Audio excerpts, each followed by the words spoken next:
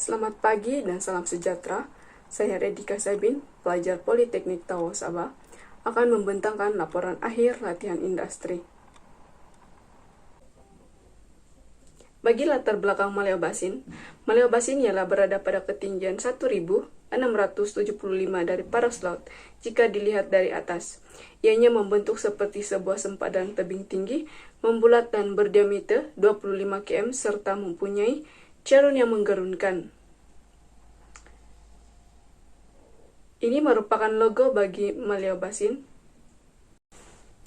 Lembangan Maleo yang sebenar adalah seluas 390 km dan pada asalnya merupakan sebahagian daripada hutan simpan komersial kelas 2 Gunung Rara yang terletak dalam kawasan konsesi hutan Yayasan Sabah. Setelah mengetahui keunikan dan nilai biodiversity kawasan ini, Yayasan Sabah secara sukarela menjadikan Lembangan Maleo sebagai kawasan pemeliharaan pada tahun 1981 yang kekal dan tidak dibalak. Seterusnya, visi dan misi Maleo Basin. Visi untuk menjadikan pusat kecemerlangan yang terkenal bagi pengurusan kawasan terlindung.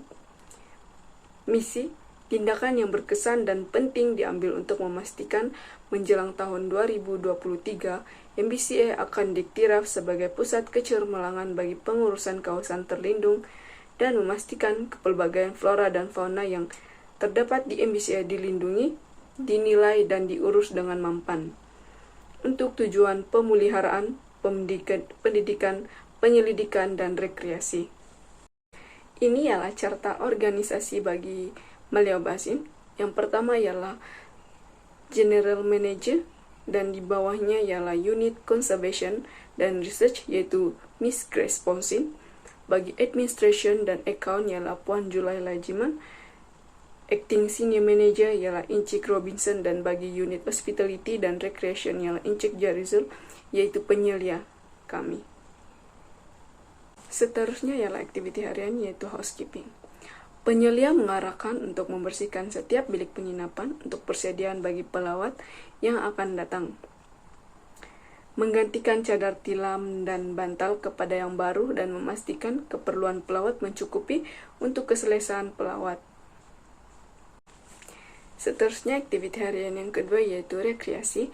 Saya diarahkan mengikuti ranger bahagian rekreasi, membersihkan sky bridge dan trails agar tidak terlalu semak dan tidak menutupi trails tersebut. Semasa berada di bahagian rekreasi, banyak nama-nama tumbuhan, haiwan yang saya ketahui yang diberitahu oleh ranger tersebut. Seterusnya bahagian F&B. Di Maleo Basin hanya menyediakan makanan buffet sahaja. Makanan yang dihidangkan kepada pelawat semuanya berkualiti dan mengikut cita rasa pelawat. Sepanjang berada di bagian dapur, banyak jenis dan nama peralatan yang saya diberitahu dan diberi tunjuk ajar oleh staf Maleo Basin. Dan terakhir yaitu di bagian reception. Semasa berada di bagian reception, saya dapat pengetahuan cara mendaftarkan pelawat, malahan dapat menambah keyakinan apabila berhadapan dengan pelawat yang datang. Seterusnya, memberikan tentatif kepada pelawat tentang aktiviti mereka. Seterusnya aktiviti trekking. Ini merupakan aktiviti trekking khas buat pelajar praktikal. Aktiviti ini wajib dilakukan 2 minggu sebelum pelajar menamatkan latihan industri di Maleo Basin. Aktiviti ini berlangsung pada 16 hingga 20 Januari, yaitu selama 5 hari memasuki hutan. Pada hari kedua kami di Nepenthes Research Station, kami bergerak ke 3 air terjun yaitu Takop-Akop, Fauzi, dan Gilok. Ketiga-tiga air terjun ini mempunyai keunikan tersendiri. Dan bagi pendapat saya, dari ketiga-tiga air terjun ini, Takop-Akop lah yang menarik perhatian saya. Pada hari ketiga, kami mulai bergerak ke Ginseng Research Station untuk tempat penginapan yang seterusnya. Sesampainya kami di Ginseng, kami pergi ke air terjun Ginseng. Air terjun Ginseng merupakan air terjun yang terdekat dengan tempat penginapan kami. Air terjunnya juga sangat cantik dan memudahkan pelawat untuk ke sana karena dekat dengan tempat penginapan kami sendiri dan tidak mengambil jarak yang terlalu jauh. Pada hari keempat, pagi seterusnya kami bergerak ke air terjun Maliau. Kami bergerak awal karena air terjun tersebut mengambil jarak yang jauh, dan sepanjang perjalanan, bermacam jenis tumbuhan dan hewan kecil yang saya temui.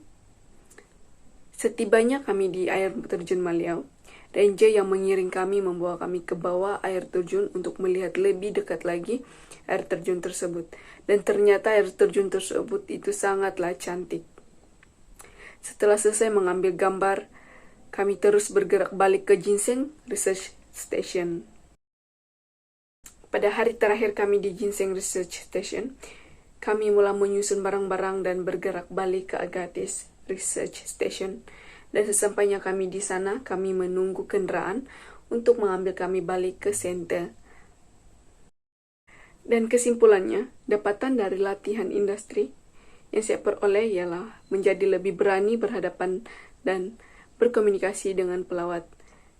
Kedua, dapat mempelajari banyak perkara semasa menjalankan latihan industri. Dan yang terakhir, penyelia kami banyak membantu semasa menjalankan latihan industri.